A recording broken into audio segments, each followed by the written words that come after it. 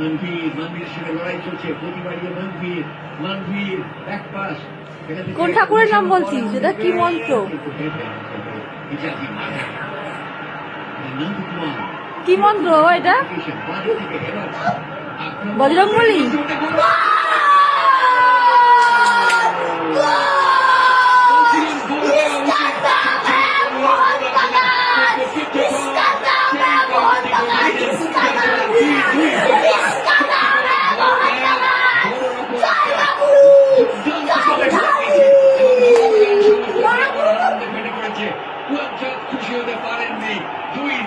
তুই পাগল? হ্যাঁ, তুই এখনই এরকম কাঁদছিস কেন?